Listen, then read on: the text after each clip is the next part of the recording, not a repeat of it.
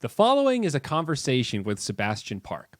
He's been in esports for a long time now, covering a span of activities from managing Dota teams to even working with the NBA in their esports crossover. He's got a ton of business experience and knows the industry very well, and has recently been working on solving this gap we have between hiring and finding qualified candidates within the esports industry. That attempt was known as the Esports Certification, or ECI, that just launched a practice exam and started opening up for new patrons for $400 a pop to take their program. It was met with a lot of vitriol and ended up going viral on Twitter, spawning all sorts of articles and leading us to this place of really intense criticism coming towards people that I think were in it with the best of intentions. He was on a show with Richard Lewis Thorne and Monte Cristo yesterday where they grilled him hard, and I would encourage you to check that out if you really want to dive deep into the nuts and bolts of this. In my conversation, we focus on some of the positive aspects, some of the intentions, and other possible solutions to this problem as we explore the gap that exists in the current market space. If you enjoyed this conversation, remember to give us a follow here on YouTube, find us on iTunes, find us on Spotify. Your follows and comments mean the world. All right, folks, welcome back to another Zyori Plus One. We've had a short hiatus as the DPC season has been underway, but I'm excited to be back with kind of an impromptu episode here. We got Sebastian Park. For those of you in the Dota and esports space, you probably recognize him. He's been around for a long time. I think we first met in 2014, probably. Yeah, that sounds about right. 2015, yeah. I think, when I was still working at BTS, when I was over in Cali still. So it's been a while since we've chatted. There's been a recent drama in air quotes, a memeable event, maybe we could call it. The ECI, the Esports Certification. It was a cross-section of esports and academia in a certification package designed to be a little more accessible, a lower price point, and it didn't get received so well. I think it was launched 2 days ago now, and then yesterday it got taken down. I saw that you were on the Four Horsemen yesterday. I watched a chunk of that. That was a pretty intense, we'll call it a debate, I guess, if that's what you want to call it. Kudos to you, first off, man. That's a brave invitation. I saw Richard or Monty or Thorne or one of them tweeted, the man that shall never be called a coward. I was like, wow. That's a big title from that group. Welcome to the show, man. Thanks for being here. I appreciate it. Thanks for having me, man. Thanks for having me. I mean, it was.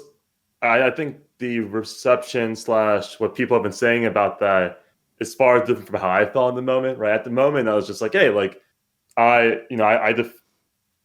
know why I did what I did. It's a lot easier to have conversations when you know the reasoning behind it, right? So it's other than that, I just hope we just got our points across and we don't affect the overall conversation around hiring practices in the space. So, well, to your credit, I agree with you that I think hiring in esports is a little bit of a mess. I was going to say right now, but it kind of has been forever, which might be just part of being a budding industry that has low infrastructure and doesn't have a lot of clear paths. If somebody in high school says, I know I want to be an esports commentator, okay, what do? Is the best path a traditional broadcasting degree? Is the best path just to dive in? Is it to try to find a mentorship? Is it just a dice roll of getting lucky with applications to get that first shot, and then you get a gig and you can leverage that to get another gig? I don't think there's a clear, obvious path for people to take, and you can look at the other side of the equation, not just from the student perspective, how do I get the skills, but from the employer perspective, how do I find the people with the skills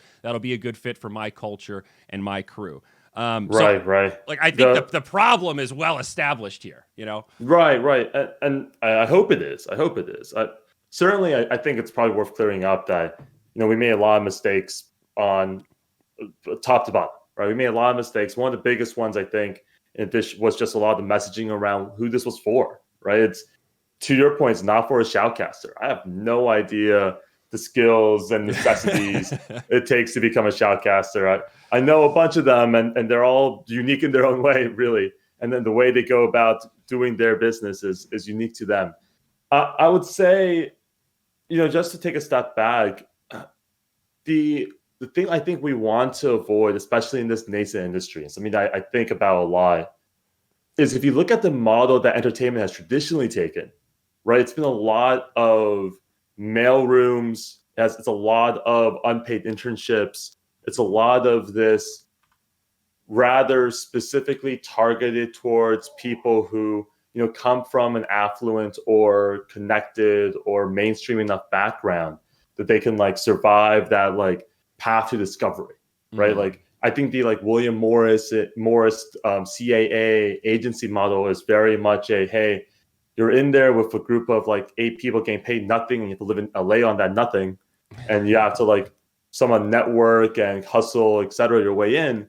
And so as a result, you see entertainment filled with a very specific type of person, like a very specific monolithic type of person. And I certainly think esports on a lot of ways is opening, but in a lot of ways, especially on the hiring side, it does all sorts of funky things where it succumbs to a lot of implicit biases you'd imagine people have when they hire people in this manner. Yeah. It's hard from a hiring perspective when like you have this sea of people that are all really eager, and you know that a lot of them, I would even say most of them, don't really want the job that you've posted. What they want is the illusion of the job that you've posted, because they've never worked in esports before. They don't actually know what it's like to work live events or have your entire life unravel before your eyes. But they see the glamour on the broadcast and think that's what it is. And that is another big struggle that I've had on like the event side, because it's hard too, because we don't do regular events at Moonduck. We might do one LAN every 2 years. So I don't have full-time employees or full-time contractors, but there's sort of this list of go-to, hey man, are you available like around these dates? So there's always a need for hiring, right? We never are able to get the exact same group of contractors for every single event. And every time we open up the floodgates, it gets really, really hard to vet people, because like all of the degrees seem like equally meaningless. None of them are really related to esports. And then unless you have somebody who's really, really credentialed, like an esports veteran, those are the two opposites. You get the esports veteran who's overqualified for everything, and the total noob who's like barely qualified for an internship. There's a big gap in the middle there in terms of specific skill sets and people that have really like developed them out well. And how many applications are you getting when you open up for the event, by the way? Is it like... It depends. It's usually in like high double digits to low triple digits. It depends what it is and how specific. I've tried to get better at posting, making job postings that they don't scare people, but are very like, this is not entry level. Like you should have worked an event before. So that helps a lot. But at the beginning, when we were like, hey, we're looking for volunteer moderators for our Twitch chat. Oh, not even worth reading the emails, because you have literally no mechanism to vet them. It's just 300 eager people. I don't know who's actually going to show up or not. And that's like, I don't know. That's hard. And obviously moderation is not necessarily the realm you guys were focused on. But so maybe we could dive into the nuts and bolts. I have to admit, so like I saw a lot of memes on Twitter, and I don't know real questions from the meme questions on your exam. And that was one of the things that people really dunked on you guys for the hardest, I think, looking at some of the specific exam questions. So I'm curious, like, how did that, what was it, the sample exam or whatever it was, the practice exam, how did you guys create that? Who wrote the questions? Who's that geared for? Give me like the background story on the practice exam itself. Yeah. So what's fun about the practice exam was that the questions there weren't reflective as like an easier or like different version of the actual ones on the test. They're more about practicing the form of test taking than it was about the actual specific content. There are 2 or 3 sections that are probably worth mentioning. One is like the essay section, right? Which is like, hey, like here is a quote unquote problem you see in esports. Give us a few examples of like how you would try to solve this, right? I think people took away from that, we need to do a lot more writing. We need to understand English and stuff like that. And that was not what it was saying. Frankly, the exam itself was saying, hey, like, here's a problem that you see in esports. You're sponsoring a team leaves a game that you love. Now, what do you do? How do you handle this, right? What is the mechanism what do you think the mechanism is to like get your sponsorship dollars to get to the place you want to be? There's a math section. The math section was vetted by just like educational specialists. I think that was actually a mistake. If I were to redo, and I think that's one of the first things that we pushed for, was we went through a lot of it. Like, we know for a fact that when we're talking to people about entry-level business roles, like either sales or social ops or whatnot, that they're like, hey, it really sucks when people don't know math. They don't know how to read a Twitch stream number, right? Like, if they receive a deck from a streamer or from a content house or from a team, what's the difference between average and peak concurrence, and how do you understand that? You need to understand what average versus median is. You need to probably understand like ranges of numbers. That you definitely need to do. Basic statistics, yeah. Right. You need to be able to interpret a data set. Absolutely. I think that's a fair skill set to say is required for esports, no doubt. I think, unfortunately, and this is pretty unfortunate, I think we, in relying on some of the more like traditional education test creation pathways, like I think a lot of our questions came out geared, hey, like this is just like almost like math 101. Now, granted, for what it's worth, if you can't answer like math 101 questions, then like we should have a conversation and we should like get you up to speed. But I think there are certainly things like, hey, if the standard deviation is this and the median's this, like what is 2 standard or 3 standard deviations away, etc. That was incorrect, right? Like I think that was certainly a hard miss, and there are a lot of questions like that. The third section I'm actually pretty proud of as an aside, which is like in the esports comprehension section. That was like built together with input from like we asked advisory board members and hiring managers and recruiters across the industry to be like, hey, could you send in some like 10 questions of questions you'd like to ask or you want your candidates to know? That I think turned out pretty well. I think the example questions weren't out of scope relative to what people would have saw on the final certification exam.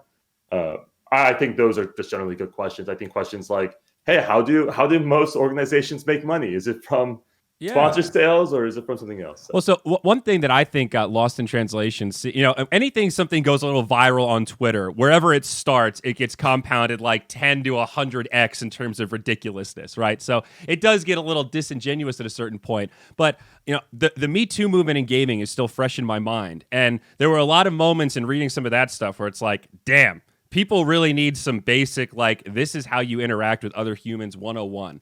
Right? And then you have this sample exam where there's a question on there like, true or false, a team manager at an after party is off the clock. And everyone's like dunking on that question like, this is fucking stupid. This is an easy answer. Like, well, yeah, to you, right? But you're projecting your lived experience and your understanding of social interactions onto everyone else in the world. And if you think about who this test is geared for, who the certification is geared for, it's geared for younger people that are kind of uneducated that want to get into esports. So covering some of the bases to me is not a bad idea. Yeah, that should be a fucking layup. Everybody should know the answer to that question. Team manager is still on the clock at an after party. Just because you're drinking with people at an after party doesn't mean you're off the clock. Easy answer. But having that discussion, there might be somebody listening right now who's like, oh yeah, I guess you're right. It's not really a party, is it? It says party, but it's not really a party. Firmly reiterating that, I think, is only a net gain. Yeah. By the way, my favorite thing about, because I read most of it, it got harder as time went on because I think we started to hit like literally 13 million like responses. But like I was reading a bunch of responses. What was funny to me, and still is funny to this day, and part of the reason why I think this is probably still necessary in some form, is people are like, this is an obvious answer, but they were giving 2 different answers for a true or false question. Like, how is that okay? Right? People are like, obviously, if it's an after party, you're off the clock. I only work 9 to 5. Right? It's like, I'm allowed to drink and hit on people at this after party at an esports event. Like, I'm not working right now. Like, and by the way, that was like, and then there's the other side, which I think is like for what's worth, just for anyone who's listening, the correct answer is you're on the clock. Just to be clear. But the other side, people are like, this is so obvious. Like, why are you being either like, why are you being patronizing? Like, everyone know this answer. Like, that was like the 2 sides of it. And I always find it super interesting when the feedback is so polarized like that. Yeah, no, definitely. And it's telling of something. I guess I don't know exactly how to interpret that. But yeah, and it's sort of to also echo a point you made earlier about like math skills. I agree wholeheartedly. At Moonduck, I don't do this anymore, but we used to be one of those, like, if you've got a degree, that goes a long way with us. Partially because most of the founders at Moonduck have college degrees, so we're a little biased of like, yeah, college isn't a total waste of time. But it was always sort of this natural vetting tool of, generally speaking, just in aggregate, candidates that had a bachelor's versus didn't were more well-rounded with speaking, mathematics, writing, just the general. If I were to assign you some task to write some basic copy for a tweet or something, anecdotally, I've noticed correlation there. Writing skills really matter. And as someone who's spent a lot of time writing, it's really, really mentally draining to have to constantly, it's like you have to manage. It's like, it's not their fault they're not a good writer, but it's like that is a useful skill that translates into everything. And I am a firm believer, even if people don't admit it, people are judging you based on your inability to write. Whether they say it to your face or whether you really digest it, people are reading what you're writing and go, oh my God, I can't believe they wrote this. I think those fundamental skills are fundamental for a fucking reason, man. They're prolific in every aspect of our industry. So again, I sort of agree with you that like creating this foundation is not a bad idea. And I'm starting to wonder if maybe it's like the content of this thing wasn't necessarily the worst part, but who is it for? The messaging and getting in touch with that target demographic that is in need of this kind of basic, well-rounded, like university or college was never really going to be an option for them, whether it be financial or whatever other reason. There might be a demographic for this, but it seemed like people were applying the test to almost like the wrong demographic. Is that a fair bit of analysis? Yeah, I think even a fair way to say that is just we messed up a lot, right? I think the rollout, the announcement was pretty poor. And the problem there also is just messaging was pretty bad, right? This was never for, if you're already in the esports industry, if you've already like hustled your way to getting a role in the space, kudos to you, right? Like go have fun, go work hard. Welcome to an industry that is sort of really hard to survive in, right? And good luck in your journey. This thing was specifically for entry-level people. It's specifically for entry-level business roles. And honestly, the target were people who aren't the type of person who can go out and network at events, who don't feel comfortable, reaching out, walking up to random people. That's a weird skill set, in my opinion, to select for. Like, I mean, it's a useful skill set specifically for content creators, right? Like, good for them. But like, if you're like trying to be a back-end account manager, right? Like a B2C account manager, like, you just need to be able to like write proper emails, understand the data you're looking at, and then work really hard. And I think what's missed, especially across brands and other parts, is that as esports grows, and it's grown a ton the last 8-ish years, and it's going to grow a ton more in the next 10.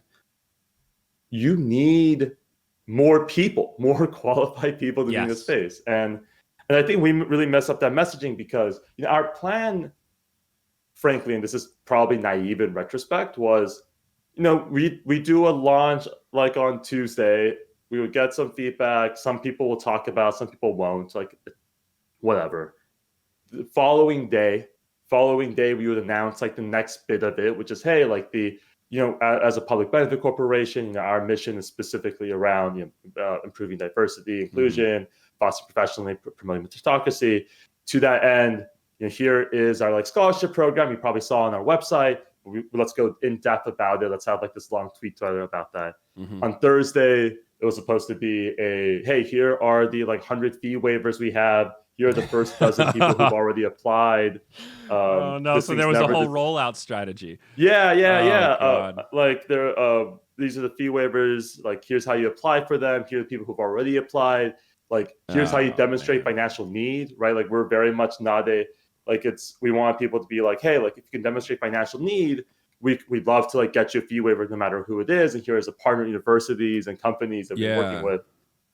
Instead, what came across was, hey, this is for every role in the position, right? Like, that's not true. Yeah. Everyone needs to take this in order to survive and get jobs. Not true, right? Like, there were a lot of, and then by the way, like, I think the thing that we didn't control and we could never control, but was really jarring, and something I should have expected because it's how media works, is no one reads the article, right? So they just read the top line headline. Yeah. And a lot of top line headlines were org attempts to take over industry, charge $400 for people, right? As opposed to, hey, by the way, like we're like, the charters doesn't allow us to make money that much, like it's enough to pay off our staff and stuff like that. So yeah. Yeah, that is a bit of a shame, but you're definitely right. I've stepped in that before, where you try to get like a really zingy, like a well-written title that's going to get clicks, but then sometimes that can backfire, because if the context is in the article, as you said, nobody reads the article. Then once it goes viral based on the headline, you're like fighting fire with a water gun, trying to be like, guys, but please just read my article and then you'll understand. Like pumping your little water gun, and it just doesn't work. It doesn't really matter if you're right at the end of the day. It's like purely a marketing optics. Like that's kind of the nature of the Twitter echo chamber a little bit. And by the way, I just want to be also clear that there are a lot of things wrong with the certification and in the exam in its form, right? I think certainly we made a bunch of mistakes. Our goal was to iterate on this thing, right? I was like, hey, get it out there, get feedback, go from there. And to that extent, many kudos to a lot of the people in the industry who like reached out either privately or in DMs or an email or just called me, who were like, hey, like here's our feedback. We got some really thoughtful stuff out there. Yeah. We heard some really thoughtful threads from really awesome people as well, who I don't know very well. We also had a lot of like memes, right? But like I think there's in between all that was some really good feedback, and much appreciation to all those people. Well, so I'm curious. This is sort of like a twofold question, but I'm curious where you rate programs like this that are definitively entry level and at a much lower price point versus these esports bachelor's programs, which are starting to pop up now, like a 4-year bachelor's degree in esports management or something like that. And then I'd say maybe the last step on that continuum are like these kind of hybrid, and these don't really exist as much yet, but these sort of hybrid, like a traditional business administration degree from a reputable university that maybe brings in some special lecturers to do some specific esports courses. But kind of like my entrepreneurship degree, it was basically a small business degree with like 3 creative innovation courses mixed in there, that kind of a thing. Yeah, that's I have a lot of opinions about this kind of stuff, as you might imagine. I actually think for the most part, the vast majority, I'm not going to say all of them, because I think there are some people trying to do some really good stuff out there, but the vast majority of 4-year esports degrees are BS. Yeah. I think not a Bachelor of Science. Bullshit. I forgot how much I can curse on this thing. Yeah, they're just, a lot of them are bullshit. A lot of them are people who just, like, what people don't talk about in higher education is that it's a recruiting game, right? You have to get seats into your chairs. It's a marketing There's game. A crunch happening in higher education where, your top 20, top 50, top 100 universities in the country, they're always going to have a ton of people coming there. That's not a big deal at all. You don't see those universities, by the way, putting together 4-year esports degrees, right? Like that's not happening at those universities. They're happening at universities that are a little bit more strapped for cash, a little bit more strapped for headcount. And some people have great intentions, right? Like some people, some people have reached out to me. I've talked to some of them. They're really trying. And I think those programs are going to be awesome sometime soon, right? That's not the case for everyone. A lot of them are just slapping together, you say a couple different words and hoping for the best. Just from a personal note on the sports side, right? On the sports side, I'm a huge advocate for people to never get a sports management degree. A sports management degree. Okay. Yeah. I don't know many people with that, so that's... Oh, yeah, there are far more people who have their aspirational... this is sort of like just the background on the NBA side, right? Having worked there for a few years. There's a bunch of people who go and get sports management degrees at universities thinking that that's the pathway into working in traditional sports, right? There are some great sports management programs that teach you the like business science and the business strategy of sports management, right? Those are just educational pursuits. I'm a huge fan of those, by the way. Like the people who are like, hey, like I want to study the art of sports management. I want to be like a professor and academic. Kudos to you. I'm okay with that, but it's just really not... Like, I don't know if a sports management degree has ever helped anyone move up in esports. Yeah. Or in traditional sports, rather. Like, I don't think that's the mechanism. That's not it. was going to say, definitely not in esports. In traditional sports, hard for me to say, but it feels a little bit like one of those jack of all trades degrees, master of none. Just glancing at it here from as an outsider. Yeah. I mean, that was sort of my experience on the NBA side with the Rockets. Was just like, hey, like we saw this degree and it wasn't what's up, and we saw esports degrees in the other ways as well. They just honestly often there's some that again run by really interesting people, really interesting lecturers, really interesting groups. But the vast majority of them, I think something that we've been talking about a lot recently. It's like, those people who worked in esports for a couple of years, but got kicked out. Mm-hmm. Not like left on their own accord, but got kicked out either for just being really bad at their jobs or just being not good human beings. Mm-hmm. And there's at least a half dozen off the top of my head. And I'm sure you probably know some of the people involved in those too, if you remember, of where the entire university's esports course and degree is based on that person's opinion of esports. Yes. There was a man who no longer works in Dota 2 with an Australian accent that lived in London. That should narrow it down for you. Probably still lives in London, I guess. I don't really know. You know that right before Me Too, his big project was a thing called Farsight Academy, which was going to be him doing something with, I don't know if there was a certification or if, I never really understood the scope of it, whether it was a technical degree or a cert or what, but it was going to be this like commentator esports academy thing. And the whole idea was leveraged around his face, his brand, his star power, his 200,000 Twitter followers. And from what I understand, it was kind of working. Like London is a really good spot to try to do something like that. And I think they already had some preliminary students lined up. They had pictures of, Mr. T up there doing stuff at the whiteboard, talking about being a commentator. It's weird to draw that line because in some ways he has the credentials as a commentator to talk about doing commentary. But is it a commentary course or is it an esports course? And then how do we decide, because he's got a check mark on Twitter, all of a sudden this guy is like the guy that is there to teach esports across the entire spectrum and charge top dollar for it. It's murky, man. I don't know. How do you pull out the actual utility of this is education from this is sort of just a big marketing machine based on this person's brand and ego? And then how do we verify that they're actually giving them good, useful information? Sure, you can make these kind of free market. Well, if it sucks, then people will complain, and then but that is a shitty sort of. A lot of people get hurt in that system in the meantime and lose their money while the market works itself out. Right? For sure. There aren't great solutions to the prevention of stuff like that. I think at the end of the day, what you want and what you need is for people to approach it. Or you have to trust the people who are working on it, honestly. I think that's number one. You have to trust that the person who's working on it or the people who are working on it are doing it in good faith. You would hope that there is some type of check and balance on them, right? That they have built out a group of people that, can check and balance against the bits of the... You hope they go about it with integrity, that they care about their own reputation and brand enough that there's a selfish degree of, don't you care about your own shit enough to not make this a grift and actually do something that provides value? That to me, that's the one big check that we have, which is a shitty one.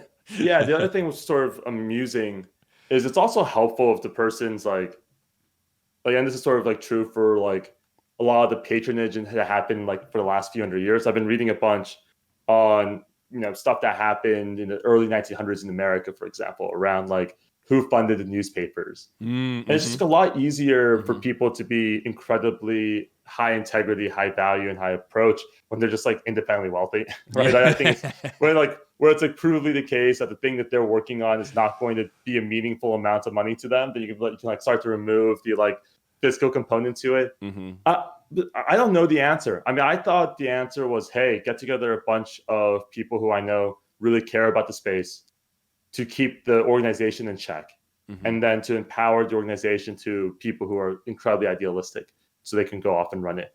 Right. I think lost in the shuffle around ECI was look, none of us were working on, we all have full-time jobs. We all are working on other things. And it was one of those things where that was really important to me. It was important for me that no one was working on this thing on the advisory or board level full time, because it was hey, part of what corrupts a lot of these programs is that they become like serious revenue for people, right? Like the entire, and so you have to work a lot on structure and incentive design to prevent people from like ever viewing this as actual money. Well, so the other side is tough too, though, because if you go too far the other way, then you have this group of really talented people, but nobody's incentivized to really give a shit about the project at hand. It's forever like lower on the totem pole, on the back burner, because everyone's making all their money working 60 hours a week, being the CEO of evil geniuses. You don't have any bandwidth left over for education.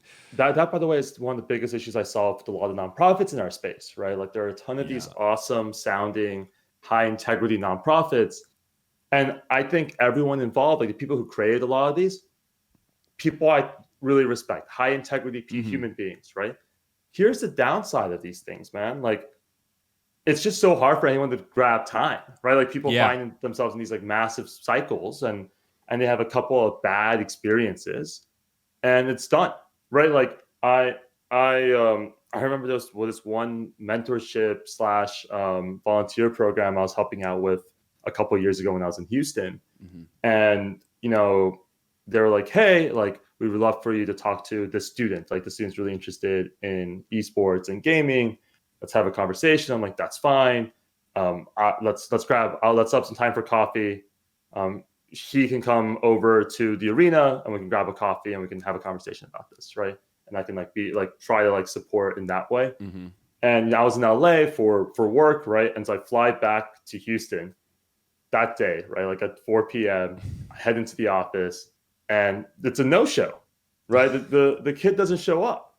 And I remember thinking to myself, wow, like this feels so bad, right? Like I got stood up by a kid I'm trying to help, right? And I think when you don't have some of those processes, when you have organizations that like are like purely nonprofit and don't have sort of just levers, and you don't have people operationally running them, you're right. Like it goes the opposite way where you have one mess up where you have a really like if a lot of your people if you're trying to help out people in the Dota community, TI rolls around, you're not gonna see anyone for 6 weeks, right? Right. Exactly. Like how do you deal with that? So yeah, I mean, all of esports is sort of cyclical like that. Very few things run on this like really regular cadence, at least, you know, like all year round. At the very least, we're seasonal, if not cyclical.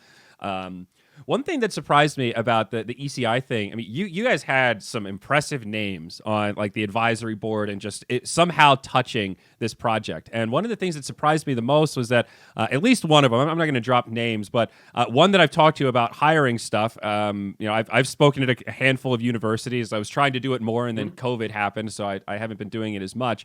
But one truth that I've heard echoed by a lot of parties from real like S-tier esports organizations that we hire best in class for the role. If we need a marketing person, we don't want, I have an associate's in marketing, but I have 10 years experience in esports. They want, you have a bachelor's in marketing, you've got a few years of real world work experience working in marketing for another big reputable company. Esports are not pretty irrelevant. You just need that real world experience. And then having some esports passion on the side is a good thing. Like the sweet spot is you're mostly a professional in that role, but you're like esports adjacent. You're aware of it. You like it. You have some passion for it. You'd love to work in the industry, but you're not selling your resume on this esports. You're selling your resume on a specific fucking skill that you have. I was surprised to see some names that I had heard say that pretty loudly and confidently sort of check the box off of, okay, now we're doing a generalist esports certificate. Curious, I don't know what the question is there. That's just an observation I had. That was maybe the first thing that I went, oh, this is kind of weird. Yeah. So I think both of those things can be true. One of my favorite stories right now is a gentleman by the name of Brandon Schneider. Brandon Schneider is going to be the president of the Golden State Warriors next year. Oh, okay. Like, Rick Welts, who's an awesome executive trailblazer, like first openly gay, like president of a North American sports team. Really great guy, retiring. Brandon is his successor in that role. Brandon started at the Warriors 20 years ago at like age 20, right? As an entry level like salesperson, worked his way all the way up to all the different parts of the organization, ran like strategy, ran like revenues, like all that stuff, and he got there, right? We don't have stories like that in esports anymore.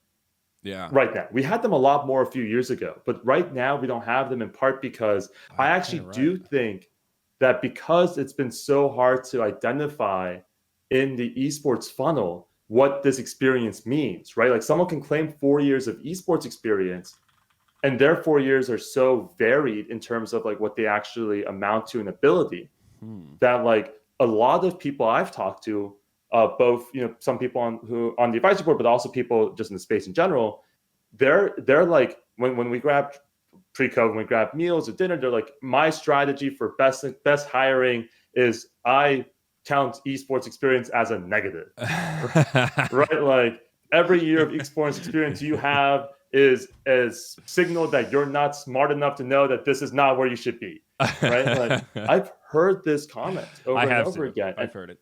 And it sucks, right? Because you want the space to be able to promote from within. You want people to be able to move up in the space. And that's just not happening because, frankly, and I don't think this is actually, I don't blame the people from doing this. Like your job when you run a business, I've had the good fortune of running a few businesses, is you just got to make sure it works. Like you got to make the money, right? You got to pay your staff, right? Yeah. But like, given that, like, how do you deal with sort of the awfulness of when people who you're interviewing who are like, hey, I've been an esports social marketer for 5 years, and here's my path to success. I went from social media manager to senior social media manager for another organization to like to director of marketing here, and I was recently a VP of marketing here. And you see that interview, right? And you're like, wow, this is like a lot of good esports experience. They truly understand esports marketing. You hire them to be either a VP or SVP or CMO level person, and they're awful. They're awful. They have been getting fired from every job they had. You know exactly the people I'm talking about, right?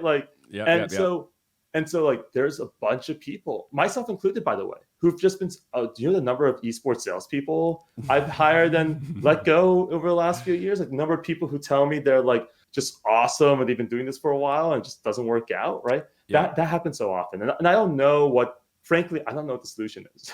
Yeah. Other than trying to like figure out a way to all come to an agreement, like what this experience should look like, because frankly, that really hurts. Like there are also social media managers out there I know, or social people who are senior marketers or directors of marketing right now, who are goddamn awesome. Yeah, like top of mind. People like this is the part where I can actually say names because I think it's fine. Like I think Julia Wu over 100 Thieves and the work she's done for 100 Thieves over the last few years is freaking amazing, right? Like I think she's really crushing it out there. And I think there's a lot of people who share that opinion. And I don't think she in particular will have this problem because I think she's well known enough for stuff like that. But it's really annoying. It's really concerning. Yeah. Well, so I mean, that's one thing in these kind of wild west type entrepreneurial industries like esports. You see a lot of people on Twitter that sometimes you think, wow, they've worked for a lot of orgs. There's Blizzard on there. There's IGN on there. There's Riot on there. A couple others. Yeah, exactly. But then if you're an insider and you kind of know the scoop, it's like, okay, that company went bankrupt. Okay, you were fired from that one. Okay, that department was closed. So you weren't fired, but you were laid off because your department didn't provide enough value. It's like you look at all the stories, it's like you were kind of let go from all of these. None of these were really a big win. You got a job and then you couldn't hang on to it for very long. But when you don't see the resume and it's just previous at Hearthstone, at all these really big, it's like a Dota caster saying previously at Dota 2. It's like, no. Right. No. Let's not start this fucking game. So that is definitely an angle of it, I would say. What do you think about gatekeeping? As I did a Zyori +1 with Richard Lewis, I guess like 8 months ago or 6 months ago or something. It was a really awesome podcast. We got onto this topic of gatekeeping, and I felt completely unprepared. And I got raked over the coals by my audience for Richard sharing all of his thoughts about gatekeeping and me not really pushing back or having anything thoughtful to add to the conversation. And I didn't watch the entire Four Horsemen podcast yesterday because it was on during DPC, but I was watching kind of like in between panels and stuff. And I don't know if you guys actually went deep on the gatekeeping stuff, but I'm curious where you rank on this. And I guess as a little preface here, if I could try to summarize Richard's position a little bit, I think gatekeeping in the context of like, sexism or homophobia, that is terrible. And nobody supports that. He talks about gatekeeping in the sense of keeping bad actors out of esports. And like the quintessential example I always go back to is Oscar, GESC. That dude was like a bad actor, right? Mm-hmm. And I was one of the people that gave him free consulting. I met him at TI, whatever it was. He asked me all these questions. He bought me a beer. We watched some games together. I probably gave him 3 hours of legitimate, valuable esports consulting, simply because I had a love of the game and I thought he was, quote, a good guy. I got by a salesman, right?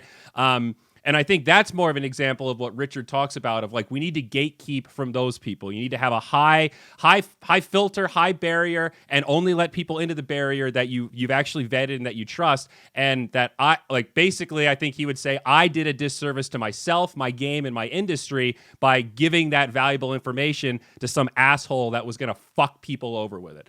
Like actually create harm in the space by not paying teams, not paying casters, and regressing all of the stuff that we've built. So like from that context, is gatekeeping sometimes good?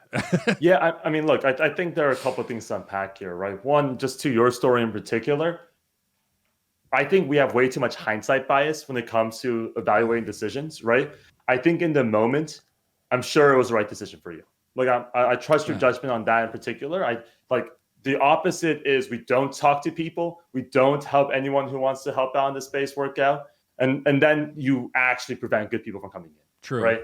That is the hardest bit of gatekeeping. That is the hardest bit of filters that prevent people in and out. It's a non-trivial, not a very easy question to answer. I certainly think one of the things that is particularly interesting is how do you balance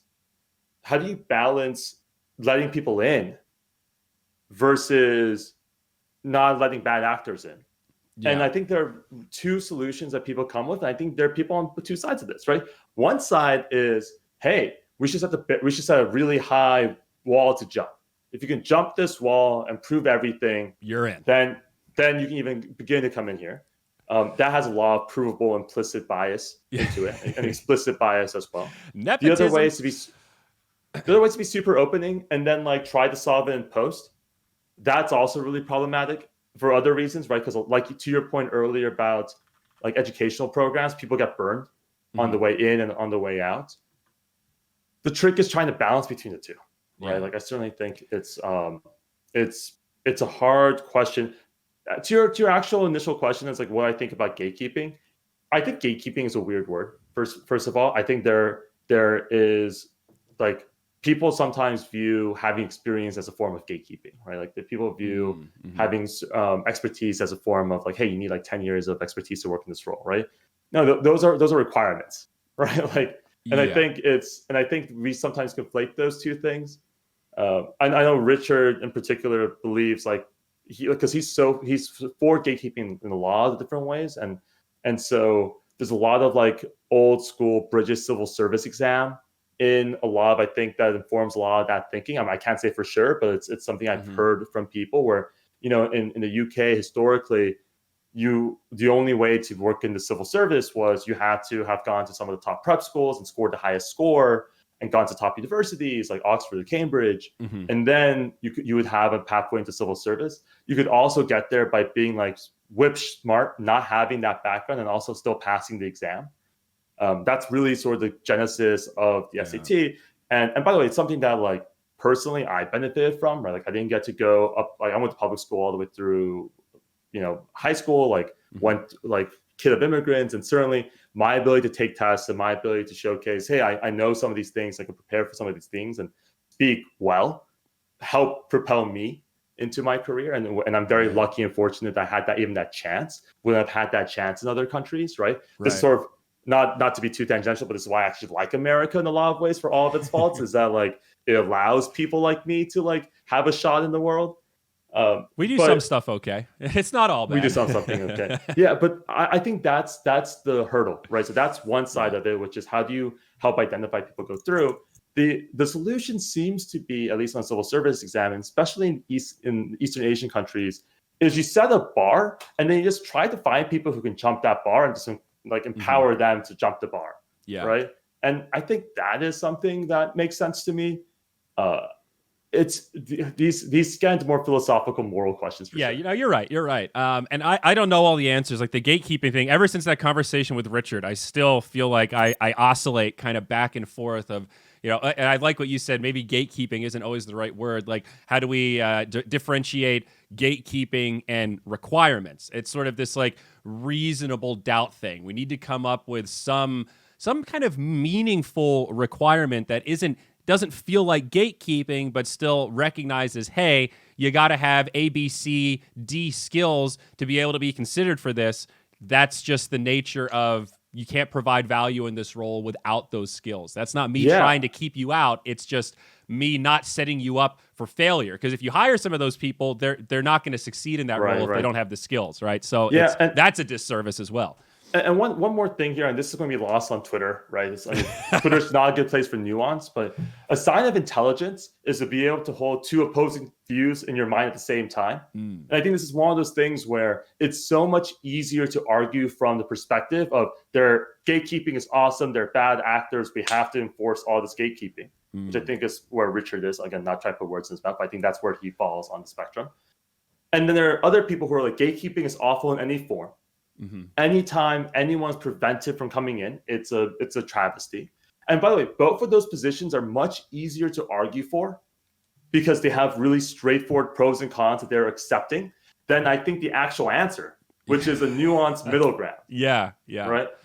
No, totally. I mean, that's the unfortunate reality of a lot of things. It's easy to talk about the extremes, and the real solution is some compromise in the middle that kind of takes the best of both extremes and combines them to make something that's, maybe a little bit more useful.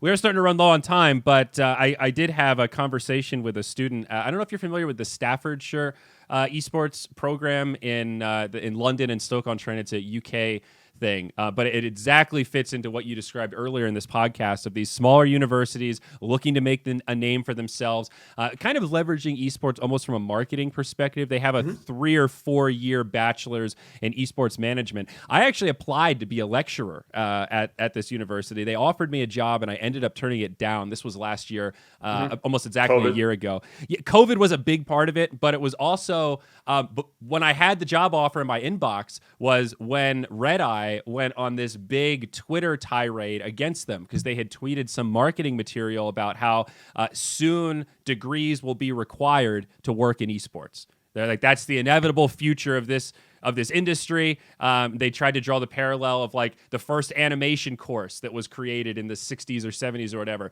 That was a joke. That was ridiculous. But now it's a totally established industry. Esports is going to be exactly the same. And as you can imagine, they got blasted to all hell for that. I got cold feet and went, okay, maybe you guys really don't get this. I don't want to ruin my brand by going. And there's stuff in my contract of like, I would have had to help them recruit.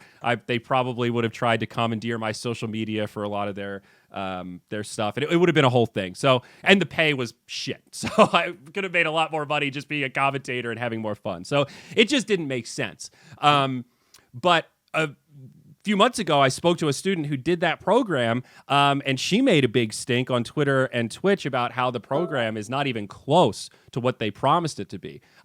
They have students that are in their second year. They haven't even figured out what the third year of the program is. It is the most, I mean, we don't have time to like dive into the website and stuff, but it is the most esports generalist degree I've ever seen. It has a whole elective that's called esports broadcasting.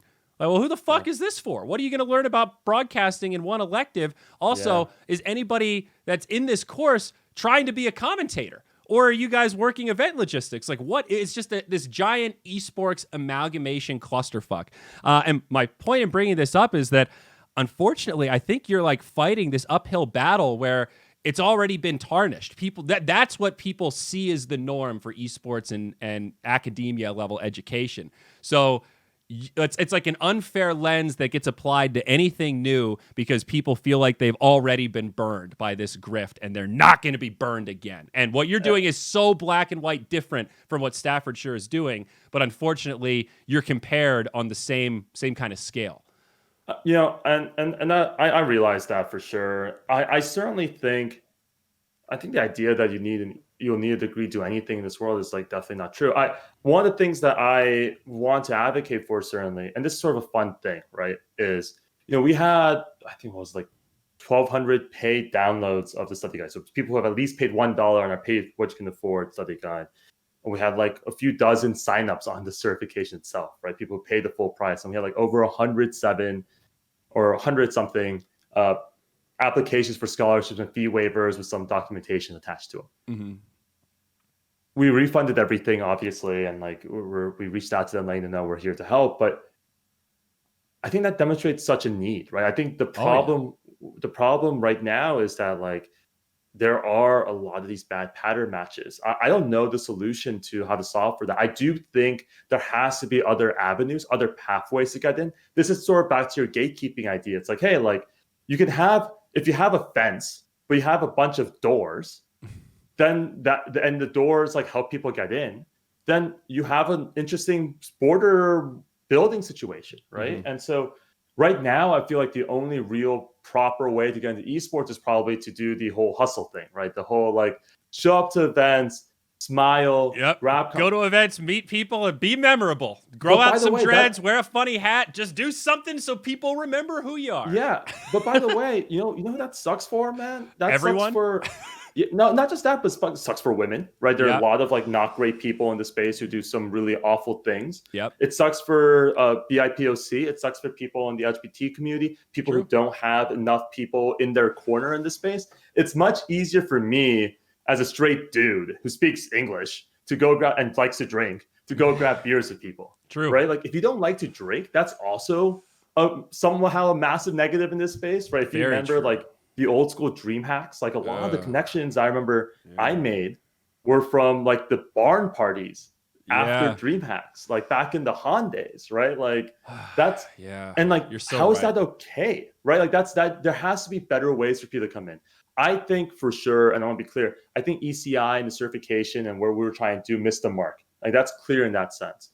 I still think there's a lot to be done in this space. There's still a gap there, 100%. There's still a gap. And I don't know what the solution is right now. I certainly think that it's worth thinking about. And I really hope that people, and this is the thing I'm worried about the most, by the way, I hope people don't come out of this conversation thinking, oh, actually you just got to work hard. No, that's just survivorship bias, right? Like for all of you who like worked hard and like got there, there's like 100 people who circumstances were different. They weren't necessarily better or worse than you, by the way. Some of them might have been better than you. Like that's, I think, something I think about all the time. There are definitely better people in the world than me. I just got luckier or was in the right place, right time. Yeah, I always tell people that hard work and having that drive is part of the recipe for success, but that's the starting point. That doesn't guarantee success. Right. There's all these other things that come into line. I also tell people to make it in esports or anywhere else, there is a degree of perseverance and serendipity that is undeniable. Yes, it takes hard work to get there, to put yourself into the position to realize the opportunities, but fundamentally, you need to be in the right place at the right time around the right people with the money to pay for your skills. And that's the serendipity part. Like me getting hired at BTS, I wasn't necessarily the best commentator. I was just the one that met LD in person, had a good way of talking. I had some confidence, and I had some ideas, right? They believed in me as a person because of where I was and how I was carrying myself more so than what was actually on my resume. That was luck. That was dumb luck that I was at MLG and bumped into LD when he was going to get dinner. And he said, hey, man, you want to get dinner with me? I was in the right place at the right time, man. Yeah. And I appreciate you a lot for noticing that, because I had the same thing, right? Like I bumped into Date 9, like I bumped into Victor from Liquid, and those guys really helped me out in my early career, and they're great. Yeah. Right. I think certainly the TLDR, though, is the hope is we got to create some other paths, right? Not everyone can afford to be at events, right? Not everyone has a car with enough gas in to get there. And these people have some really good skills. Mm-hmm. ECI missed the mark on this one. I just hope that people don't come away with it thinking we just got to reinforce sort of the like handpicking everyone hiring practice, and instead figure out another way to do it. And I think on our end, a lot of our stuff is probably going to be in the coming days, weeks, months, maybe years, probably more behind the scenes, right? That's, as you know, that's generally more how I've operated historically, right? More on the business with people in terms of like being on socials up in front. And I think there are ways to move the industry forward, but certainly we got to make sure that we take one step at a time and not let perfection get in the way of progress. Absolutely. No, very well said, my friend. I know you got to get out of here, so I won't eat up too much more of your time. Dude, I appreciate you coming on and being so candid about this. So much respect just for just owning your shit. I think there's not enough of that in the industry and in the world right now. It's hard to take chances, take risks. That's how great ideas are born. Sometimes it doesn't go the way you plan, but mad respect for just owning it, talking it through. I'm looking forward to future iterations, man. I agree with you wholeheartedly that there's a big gap here. Somebody's got to solve it. And if it's not me, if it's not you, someone's going to do it. And we all have a vested interest to work on it. And I think conversations like this are the first step. So mad respect, man. Thank you so much. Appreciate it. Thanks a bunch, man. Thanks for having me. Cheers. Yeah. Take care. See you later. Good luck. Peace.